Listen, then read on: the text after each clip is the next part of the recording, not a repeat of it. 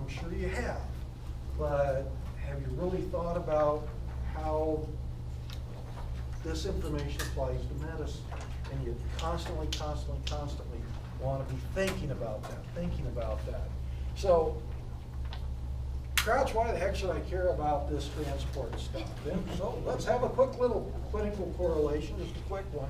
So here is this sodium, calcium countertransport process that I was just telling you about. There is a class of drugs called cardiac glycosides. And the first one was identified and was being used therapeutically more than 230 years ago. People back then, some bright people, when they were treating all sorts of things with herbs and plant material and so forth, found that people that had something, they called it dropsy, but it was a type of heart failure. And there's a lot of different types of heart failure. And when they ground up the foxglove plant and gave it to these people, it helped them somewhat. Well, it turns out that that foxglove plant contains a compound that we now call digitalis. And when you extract that from a plant, it's called digoxin. So digoxin, even today, is used as it's about the third line drug that's added to people who are suffering a certain type of heart failure. And I'm not going to go into the different types of heart failure. You have other people far better qualified to talk about that. So you don't just give this stuff right off the bat to everybody with heart failure, because bottom line, you'd make some much worse. You might kill some people. But there is certain types of heart failure that when the drugs that are used first line and second line aren't completely doing what that patient needs to happen for them, they still, a lot of this digoxin is still prescribed. And it's also used in two other things, and one of them is to help with atrial fibrillation. And I'm not going to talk about the mechanism of that. It's a different mechanism. But what does digoxin do? Digoxin helps to inhibit this sodium-potassium ATPase exchange pump.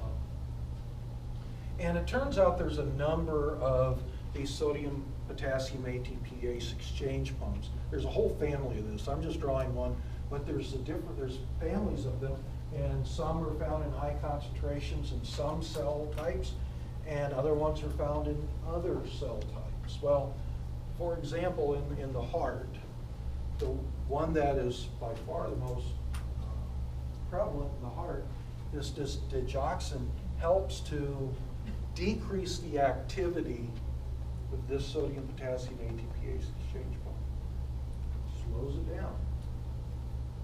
So, what happens? So if this isn't working very well, what's going to happen to cytoplasmic or cellular sodium? It's going to start increasing, won't it? And so we're going to have an increase over time in cellular sodium, and that's what happens.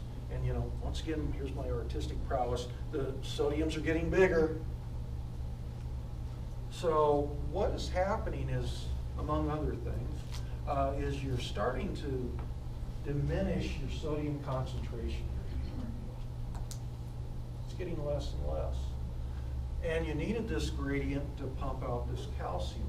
So do you think this process will be going at the same rate as it was before? It's going to start slowing down, won't it? And so as more sodium increases, it will actually, and this is the symbol for inhibits, when you have a line and then a straight line across it, that means it inhibits. Doesn't mean it completely turns it off, but it inhibits it.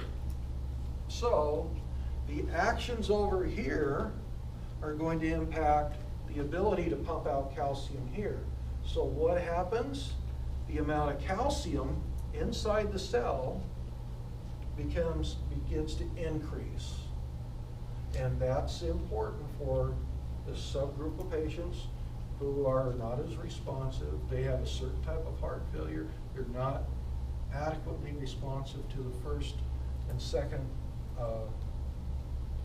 class of drugs that you'd give to them. And what happens when you have an increase in cellular calcium?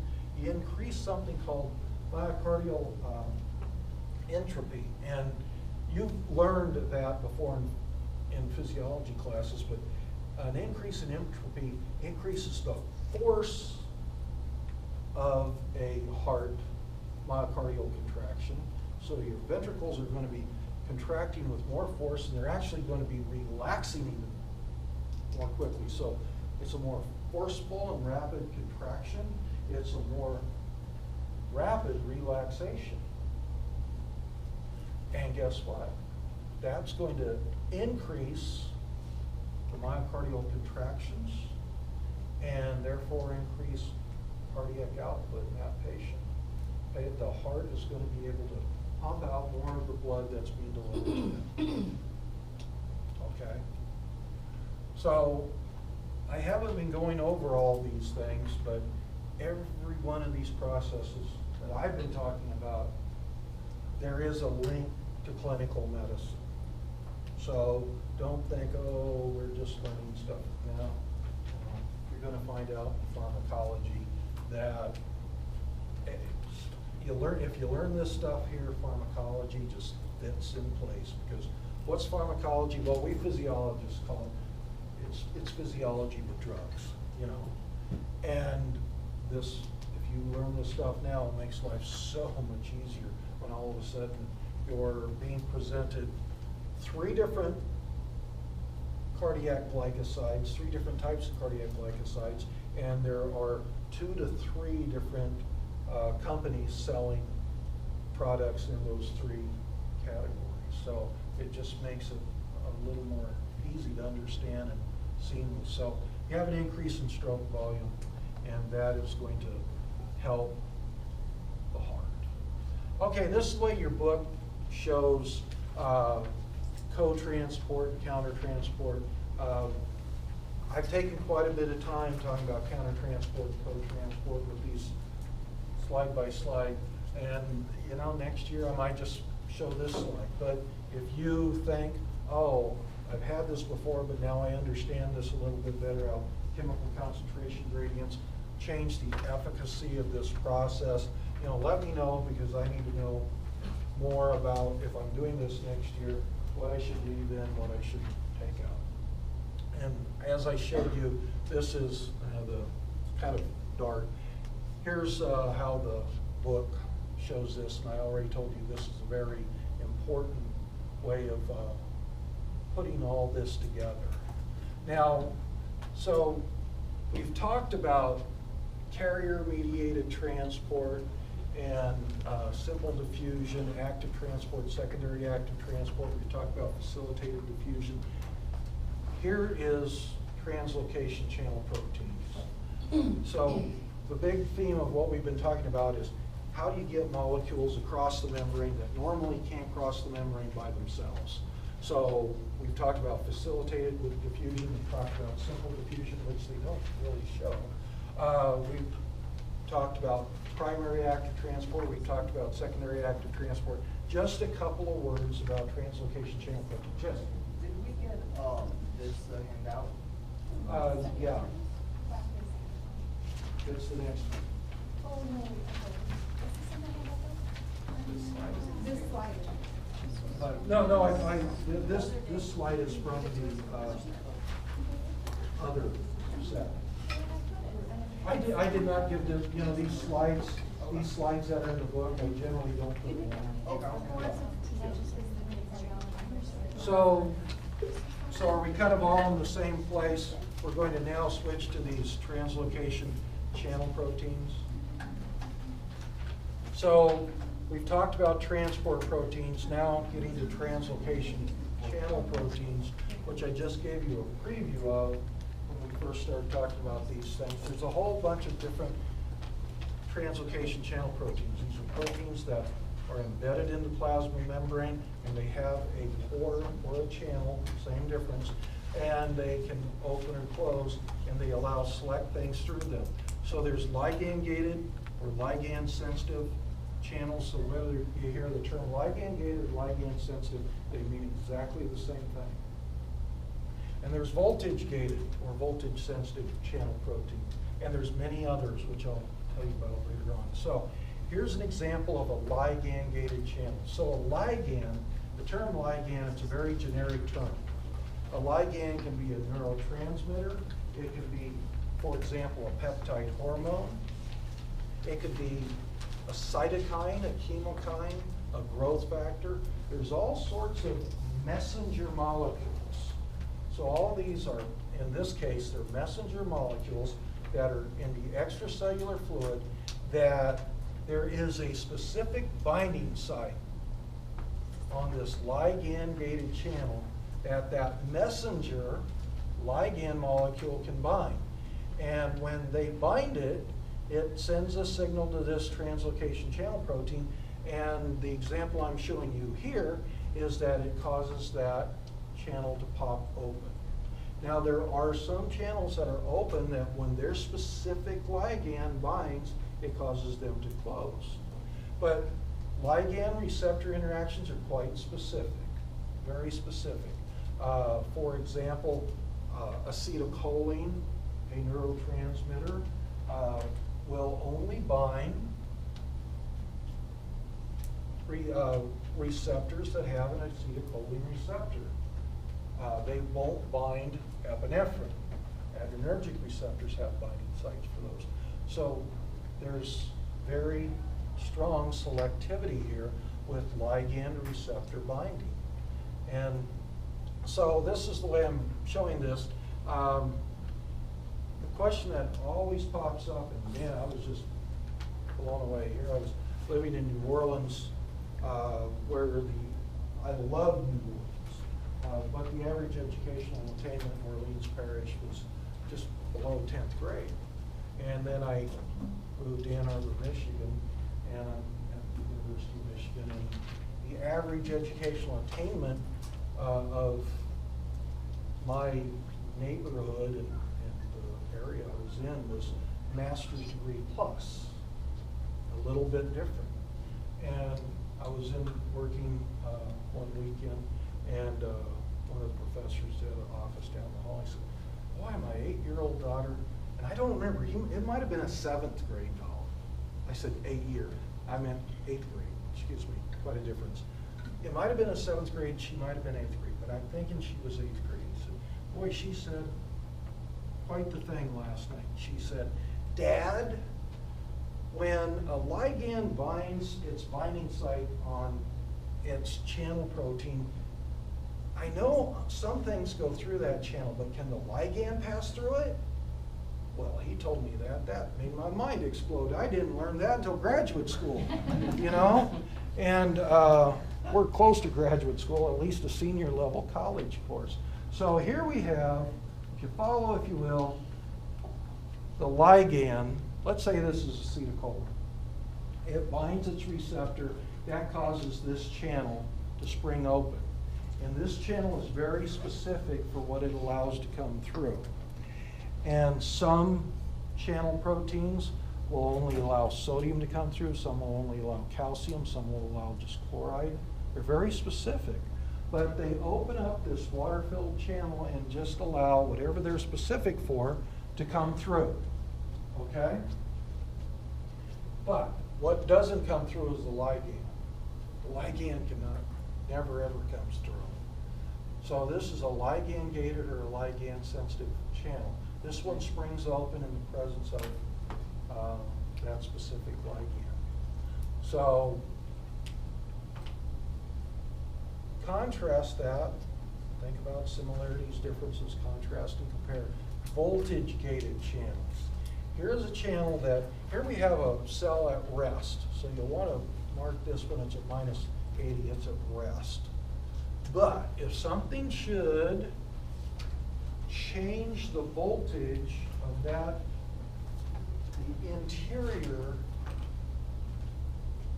of that cell, we're in the intracellular fluid here, to it so-called depolarizes up to a minus 50, that is the signal to tell this channel to spring open. It is sensitive to voltage. That channel will open and close according to changes in voltage. So it works something like this. Here we have a resting membrane. We always take extracellular fluid as 0 as a reference point. This cell is resting at minus 80. This might be a medium to larger size neuron, or maybe there might be some, most skeletal muscle would be a little bit more negative than that, but it's resting at a minus 80. Now something causes this membrane to be less electronegative, and once that protein, it's literally monitoring voltage all the time. It senses that it gets to minus 50. That's its threshold point, and it pops open. And then once it's open, whatever that, let's say that channel is selective for sodium movement, then sodium can move down its chemical concentration reading. And it doesn't matter if you're a ligand-gated channel or a voltage-gated channel, when it opens, the movement of its select ion or whatever is always down its chemical concentration reading. So this actually opens up to allow a diffusion-like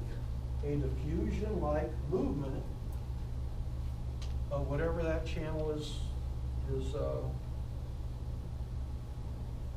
specific to.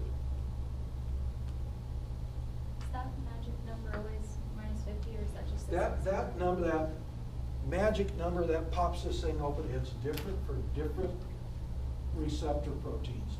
Some might be, it might be resting at 70, and there's some proteins that might pop open at minus 60 and some at minus 30. They're very specific to whatever they're very specific to whatever protein that is. Yeah. So they're not all the same. Thanks for asking that, because that's an important point, and I certainly forgot to mention it. Do you consider that opening? Yes. Is that I'm getting better with my hearing aids, like I briefly, I don't know how much I was trying to go back to the. I go back to ligands? No, like the contrast of the transport of translocation. Would that be considered to be a conformational change, or is Yes, this is a conformational change. It's a conformational change of the protein, yes. Because you have to think of these things in 3 dimensions. There is a solid piece of protein out in the front of the screen. There's a solid piece of protein in the back of the screen. So it's just a tube in the center. It's a potential tube in the center of that protein that you can open and close. So it is a conformational change. Yeah. It's a 3-dimension conformational change. So when you have a question, wave your hand. I'm a whole lot better. Before I got these bad boys, a couple of months ago, I had 0 location discrimination. Somebody could be talking and they could be here or there. And my students down at the dental college got really good over the last 3 years because of what was happening to my inner ears. I couldn't get them before that because sounds made my world turn upside down. and that's a bad thing to amplify. So I'd just be doing cartwheels around. But so I'm better, at least I can get a direction in the room, but it'll be a lot better if you just, hey, deaf man, over here. And it's fine. And believe it or not, I'm good practice for your patients to come. So consider me a gift. Yeah, right. Okay, now there's a whole bunch of ungated and sensitive channels. And some are mechanically gated. When you stretch a membrane, when you stretch a protein, when you put tension on protein is actually what's happening. It causes a channel to open or close. They're mechanically gated by what, if you're pulling or pushing on the protein. Some are temperature gated. Different temperatures, they open or they close. Some are pH gated. And then I did just want to throw in that aquaporins, those are those water channels that there's at least 6 different families, and within each family there's many different members. And different tissues have different families and members. These are, some cells are loaded with aquaporins, so it seems like water can just go across the membrane, in and out, but they're really going through these translocation channel proteins. They just happen to be, they're non-gated, they happen to be open. If you have them up in the membrane, you have a water passageway. And we'll see later on that, and for example, in the kidney, in 2 specific parts of the kidney, at certain times, you won't have too many aquaporins, so it's not much water can pass across. Other times, there's a hormone called antidiuretic hormone that signals taking up from the Golgi inside of the cell a whole bunch of these aquaporins, putting them in the late distal tubule of the collecting duct, and all of a sudden, you can move a lot of water across it. But they're non-gated. Whether the water is moving is if the channel protein is there or not. And that's what's regulated. Not opening and closing, it's if it's actually in the membrane. And there's many, many, many different other types of translocation channel proteins. So there's a difference between transport and translocation.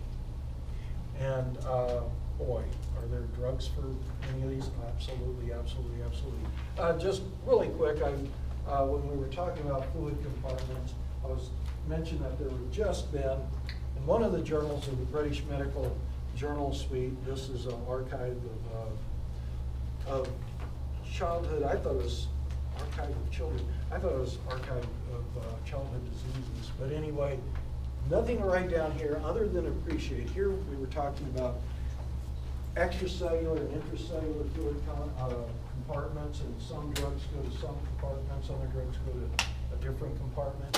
And to know how to fill that compartment with the right concentration of drug, you need to know the size of the compartment. And it turns out in overweight kids that they did a series of studies with pediatricians, and they only found 9% of certified pediatricians, and this was in the United Kingdom, were able to appropriately dose obese children because they weren't thinking about compartments. So this is important. It turns out some kids were getting 40% more drug than what they were supposed to be getting. So yeah, some of these things, they seem kind of mundane, but these fundamental principles turn out to all be kind of important. Yes? So does that mean when you're going to consider prescribing a medication to a child, do you look at their BMI as to how Well, obese yeah, and then it's you- something related to BMI, and you don't take it from me, take it from your clinical medicine instructors. But what their point was, there were like 12 medications where dose makes the difference in children, and too much is a very bad thing. And that's where they were finding the 30 to 40% overdosing, and they needed to use ideal body weight, which when we think of BMI, that's important in children, but it's more important and more validated in humans. What ideal body weight, and the way they talk about it, and what you'll hear in pediatrics, you'll look at both the height curve and the weight curve, and you compare the 50 percentiles. So, and you know, in pediatrics, everything is put on a curve, right? Yeah. So it's there, but it gets to, it's related to BMI, but it's a little bit different measure, where it turns out some compartments aren't really affected by increased fat weight, but other ones are, and you need to be Knowing cognizant which of that. ones. Yeah. So, okay, now we have a pretty big section called signal transduction. We've talked a lot about getting materials across the membrane, but now there's some things that we're just getting information across. Do you have any more of those handouts? I believe that, I know I have one. Over there. I didn't know that. There's one, oh, there's one. Is there one, is it online? I can go print it off. No, it's not online. Yeah, there were leftovers. Ask my, she'll copy. She'll copy this. So how, I don't know how we didn't get them. Yeah, I don't know, half of the people didn't get them on Tuesday. How many copies do we need? Did everyone else get them? Yeah, no, I Oh. Yeah, there were a bunch up there. Oh, Too. okay, I'll go ahead. how many need them right now? Because I have. Just me and Annie. Okay, I have at least two that I printed off at, I have the one that I was given here, plus I have one I printed off, so, at the dental college, so.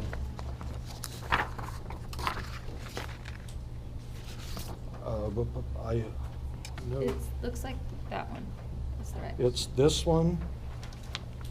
Yeah, it's these It's that two. one. It's these two, okay? Right? This one feels bigger. Well, one's bigger because it's just printed on one side, Oh, okay. I think. Yeah. Thank you. You can keep it. Okay, Thank okay. you. Okay, so how do we just get information across? Sometimes you don't need to get the molecule, you just need to get its message across. So I definitely want you to read all of chapter 5, the reinforces. And we're kind of at a point where I intentionally did this. We're moving into an area that I'm going to ask you to start reading ahead. And so I'm going to ask you for, over this weekend, for next thing we're going to talk about is chapter 6, then we're going to move to chapter 7. So I'm going to want you to read chapter 6 first, and then get into chapter 7. But right now, the reinforcement material is in chapter 5. Chapter 5. So for getting an extracellular message to the interior of the cell, tell the interior of the cell what to do and when to do it.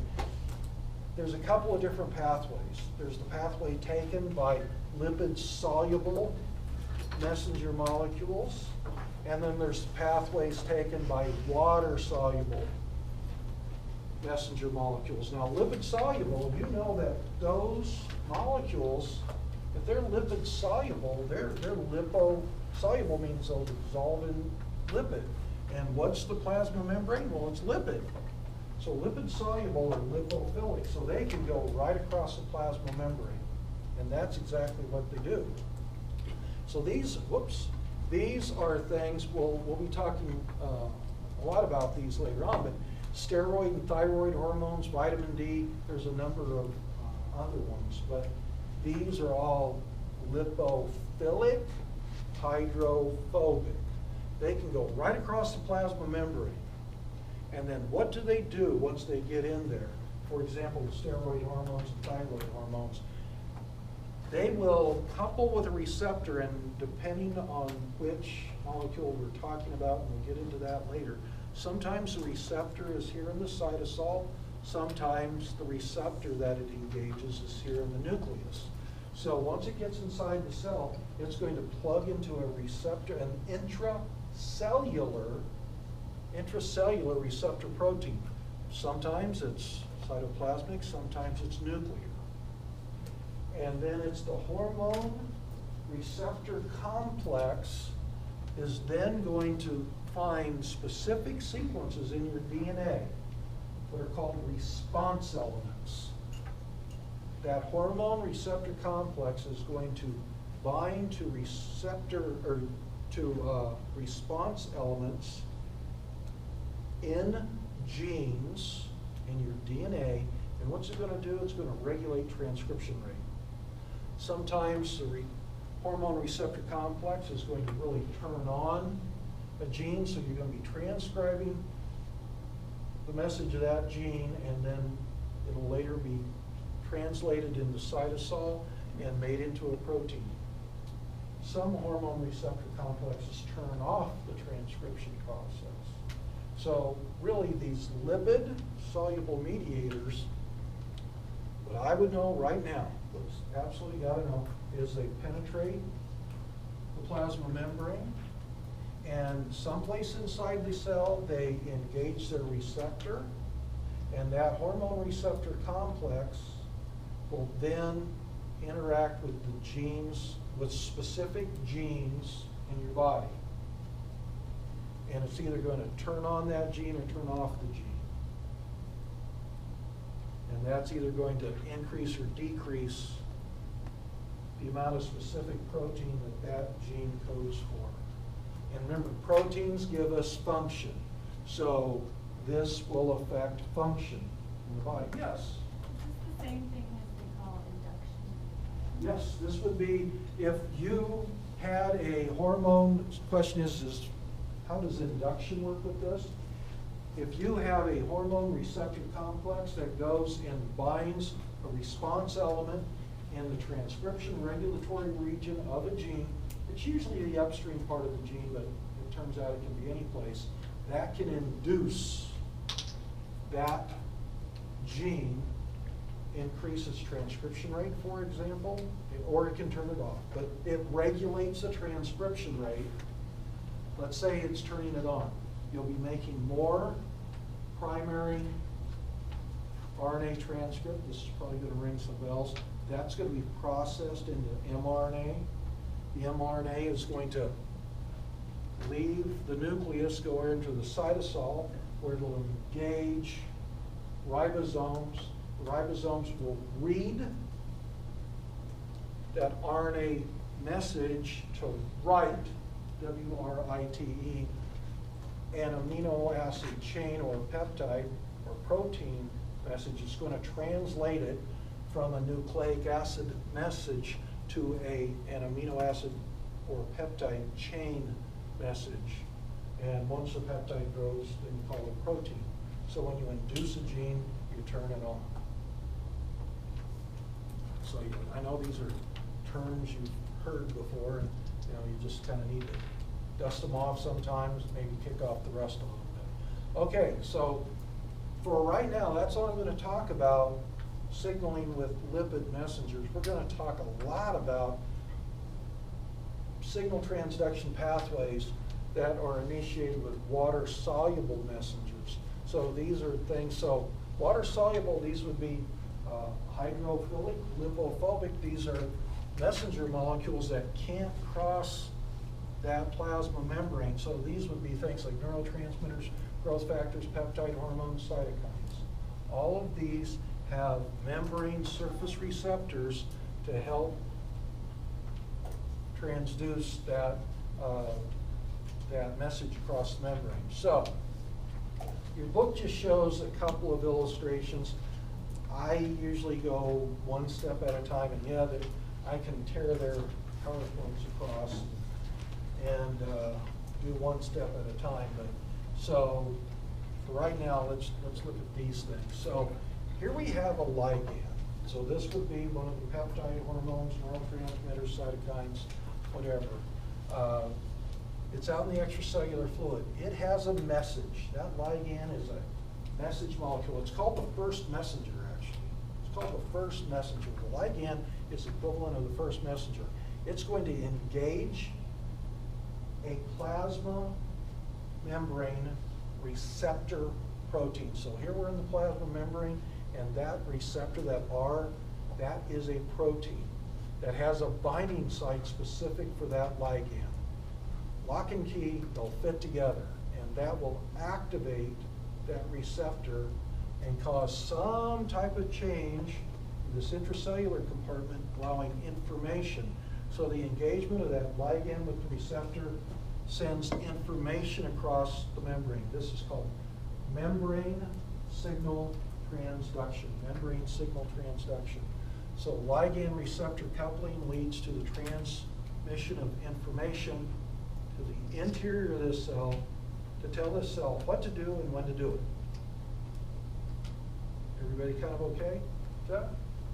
There's a lot of different ways the body has figured out how to do this, but before we get to those, we have to talk about some essential fundamental pharmacology terms.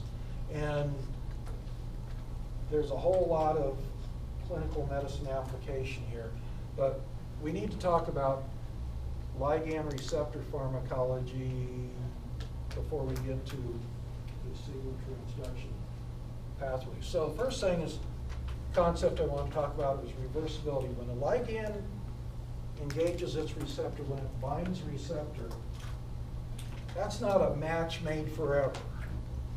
It will bind and release, bind and release. So in almost every case, the ligand receptor binding is reversible.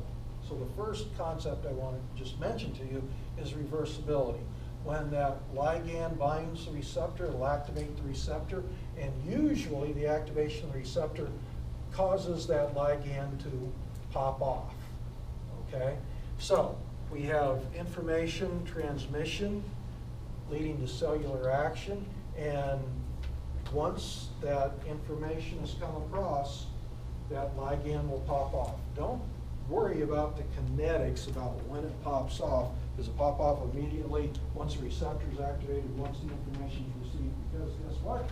It's different for different engagements. Yes. I was just gonna ask if that was like negative feedback is why that pops off. It is a form of feedback. It is a form of feedback.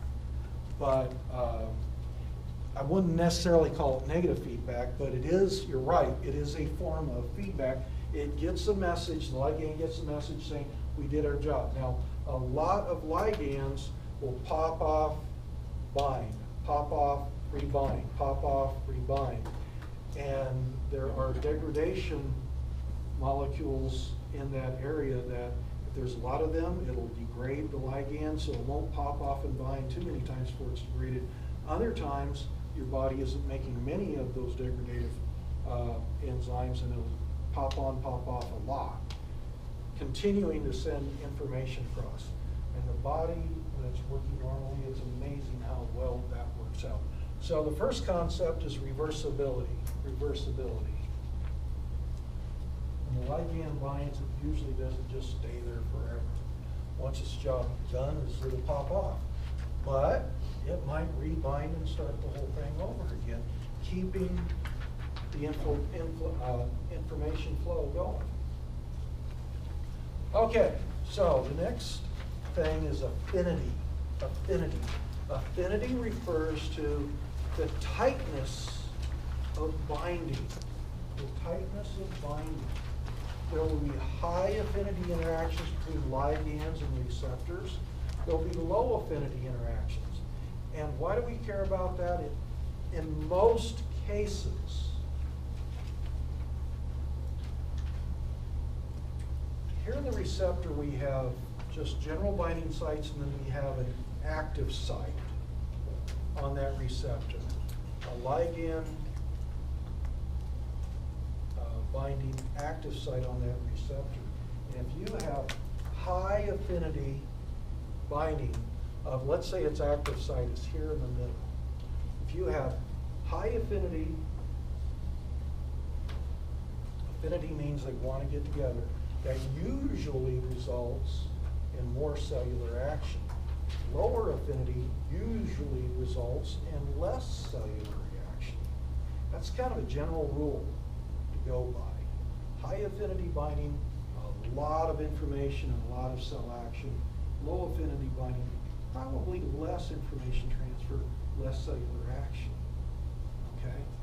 So, let's look at the consequences of some of this affinity consideration. So, ligand receptor binding is usually very specific. We can see that these ligands, these three different ligands, will engage, and these points in the middle of the receptor, I'm trying to show, those are the active sites. Those are the active sites on the receptor. So normally, they're very specific with what binds them and what engages their active site really well.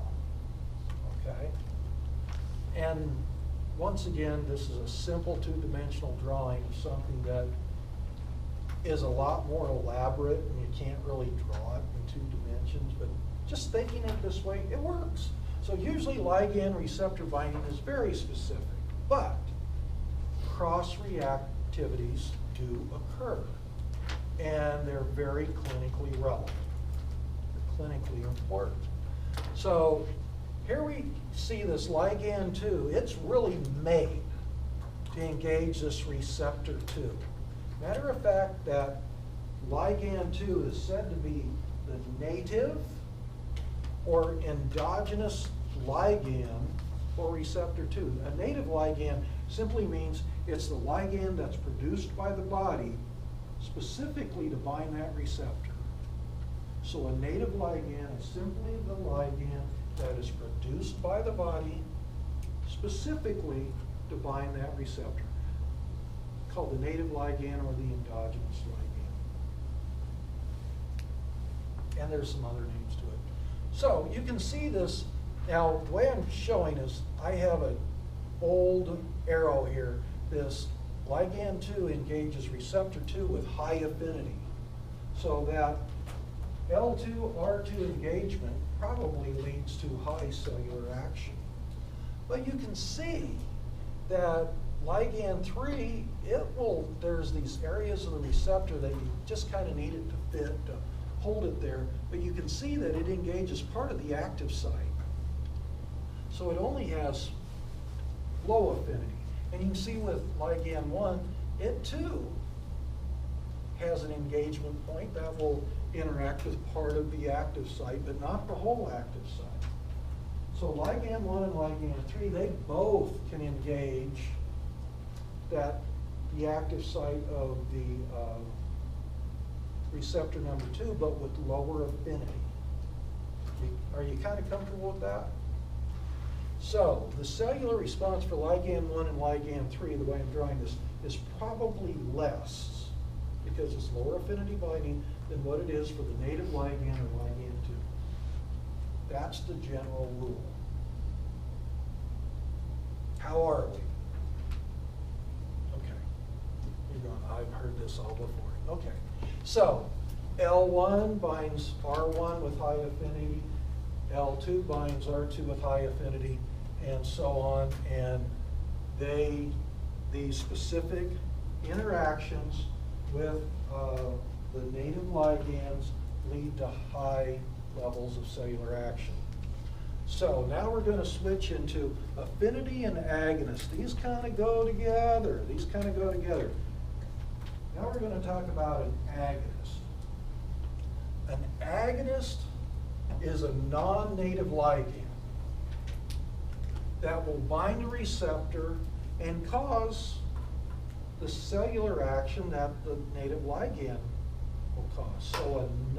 So an agonist is any non-native ligand that will bind a receptor causing cellular action of the type that the native ligand will elicit. Excuse me. This will become clear probably in the slides to come. Now, the degree of action is going to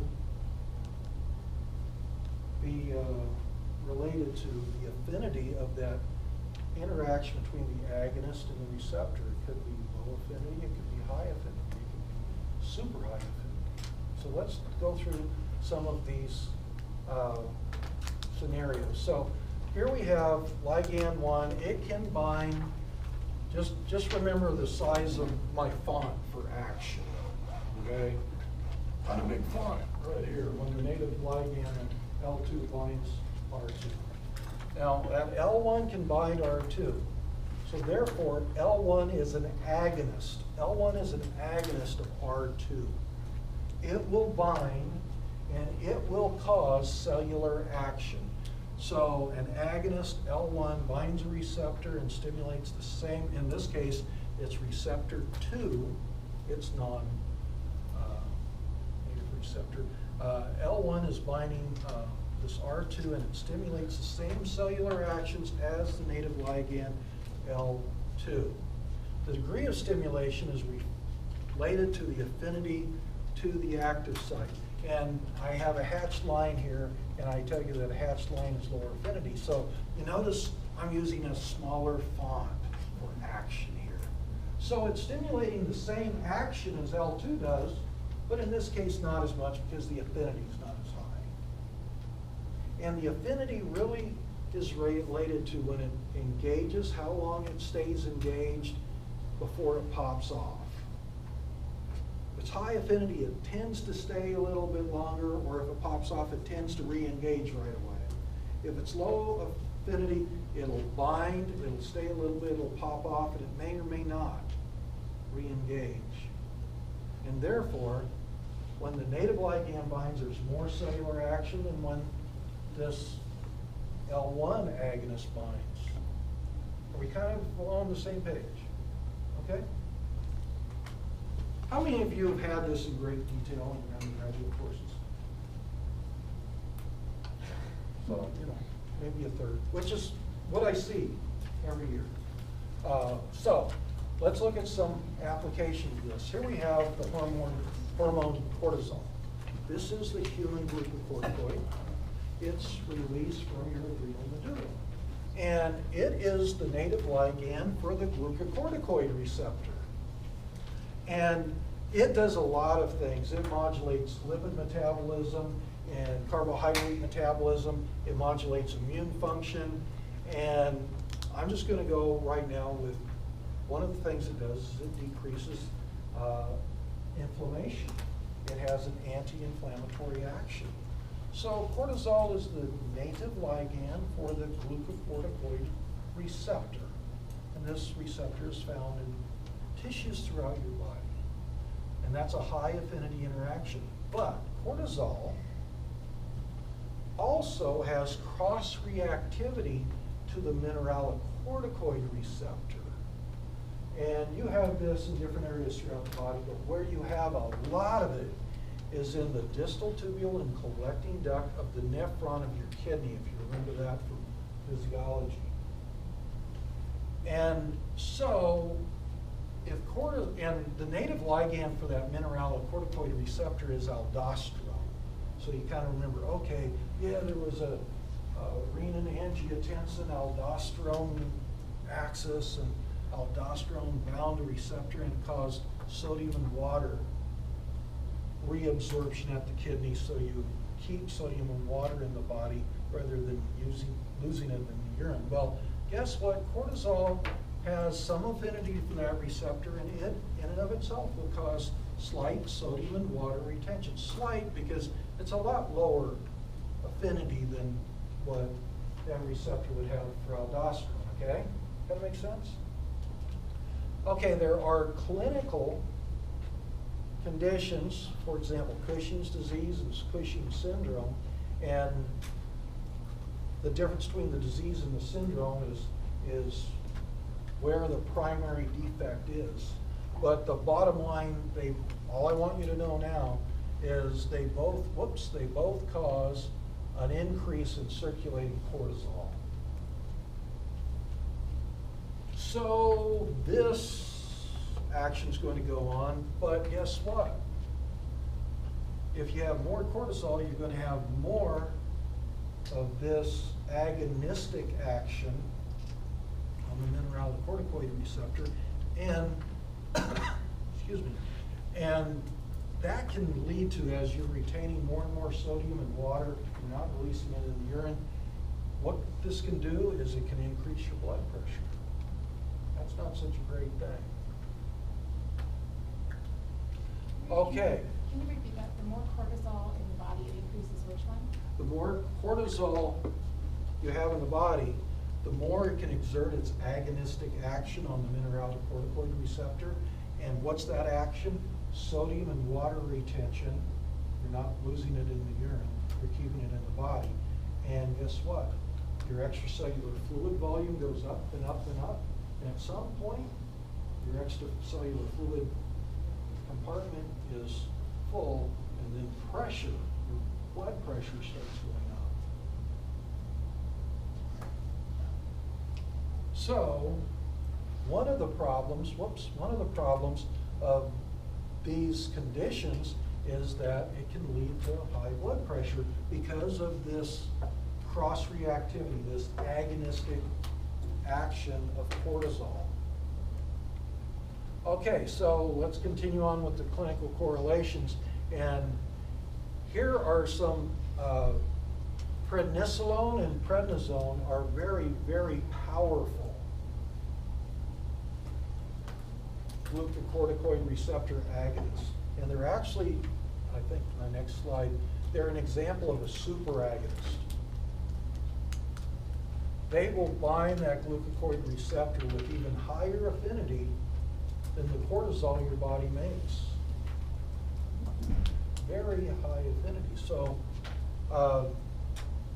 when I first had my inner ear condition, going on, I get out of bed October 3rd, 4 years ago, and my ears are stuffy, and then over the next 2 weeks I'm losing hearing, and I'm getting sound-induced vertigo and all sorts of things. It's like, oh, this isn't right. And I've lost 80% of hearing on one side, 60% on the other. I was given prednisone, and I've been teaching about prednisone for close to 20 years. And what they wanted, and some people were steroid sensitive when this is going on, and I just happen to have it on both sides. It usually doesn't happen on both sides. I, within a week and a half, was showing that I was getting some hearing back on the left side, not so much on the right side. And so they knew I had an inflammatory reaction because they were giving me this to stop the inflammatory reaction that was damaging both the hearing and the equilibrium apparati of my inner ear. So I've been teaching about this stuff for years, and you hear about when you put people on high dose glucocorticoids, it's strongly anti-inflammatory. It decreases your immune cell function. It drastically changes your energy metabolism, and it changes you psychologically, emotionally, really more than anything. And so I was on high dose prednisone for 15 days, and then it takes 3 weeks to bring somebody off of it. You can't take them off immediately, or bad things happen. And I mean, this was going on with me dramatically. My blood pressure was up, like my resting blood pressure, 155 over 105. That's high, very, very high. And that is, here's a term that you're going to become familiar with, iatrogenic. Iatrogenic means clinician caused. The clinician did a maneuver, in this case, wrote this prescription and instructed me to take it. So this increase in blood pressure was caused by a clinician's actions, but the clinician knew this was going to happen. I knew it likely would happen. He wasn't worried about it. I was very worried about it because I thought any second I might have a stroke. He didn't seem too cranked up about it, but oh man, what changed me was my emotions. It's kind of embarrassing to talk about, but oh jeez. Number one, I never slept for about 3 or 4 weeks when I was ramped up high and then had to be brought off. I never slept for more than 30 minutes at a shot. When you'd wake up, you'd just be crawling, just going up the walls, going nuts. And I don't like to admit this, but I could be at home just sitting in my lounge chair like this. And that commercial would come on, and it's kind of touching. And I go, Lord, my wife, she had to take all this roller coaster in my head. And I go, Lord, we got to buy some Budweiser. Why? You hate Budweiser. Because the puppy and the horse found each other. It's beautiful. And I'm tearing up. And she's like, oh. And then the next commercial comes on, and I look at it and I go, are we saving 15% on our car insurance? Have you called Geico? You handle the insurance. And she's like, man, and I told her before, know, my friend Hardy, when he went on this stuff, he kind of went a little loopy. He called me when I was living in New Orleans at 2 a.m. and he was in the hospital and he was on high-dose prednisone. He says, Crouch, I'm either dying or I'm going crazy, and I don't know which one's preferable. And well, that's kind of, I didn't want to die, but I mean, my wife was thinking maybe of killing me because I was like, oh, and you know, thank goodness. But this will happen with patients. But this agonistic action was going on, and I was really elevating my blood pressure. Okay, when your body releases epinephrine from the adrenal medulla, it goes through the bloodstream. One place it can go to your bronchial smooth muscle. And in your bronchial smooth muscle, you have something called beta-2 adrenergic receptors.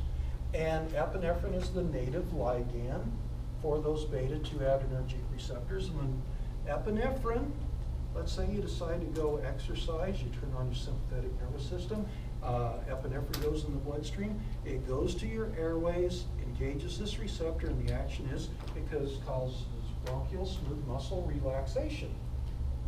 Your airways open up and more air can go in and out more easily. That's a good thing during exercise. So that's the native ligand. So a lot of you and some of you in here may be prescribed a rescue inhaler because you have asthma, or at least you know somebody probably who has asthma and they have a rescue inhaler if they're having an acute asthmatic attack. And really, what is in that? For example, there's a number of them, but let's say it's albuterol. That is what's called a selective beta-2 adrenergic agonist. So that albuterol will bind this beta-2 adrenergic receptor with pretty high affinity, causing bronchial smooth muscle. And you know, when somebody's having an asthmatic attack and with that puffer, it's hard to even get that in to get to the site where it needs to go for action. So receptor agonists are often used. We're talking about hundreds of examples.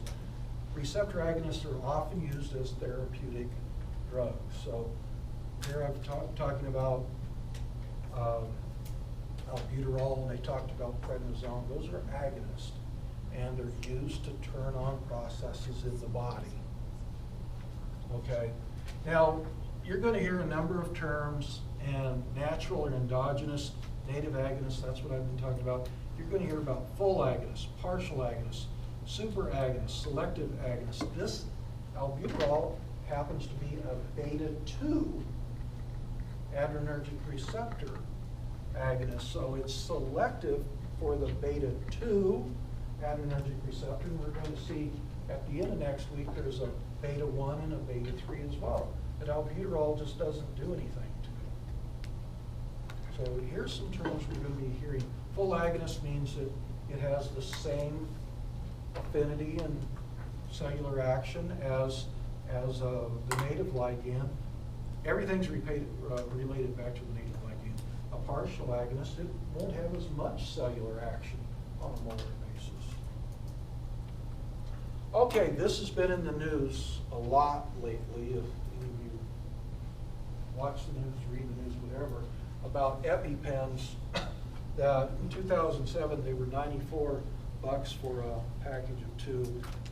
Right now they're $609 is the suggested retail price. And Mylan, the company that makes the stuff, they've been, you know, defending this increase in price. And just last week, because of pressure, they said they'd come out with a generic and sell it for $300. But it's not so much the epinephrine; it's this delivery vehicle, and that's the same delivery vehicle that they have. The bottom line, different companies decided not to make the stuff because even people who have to carry the EpiPens, you don't sell them every day, so there's not a huge market. And so they were kind of free to, they pretty much created a monopoly.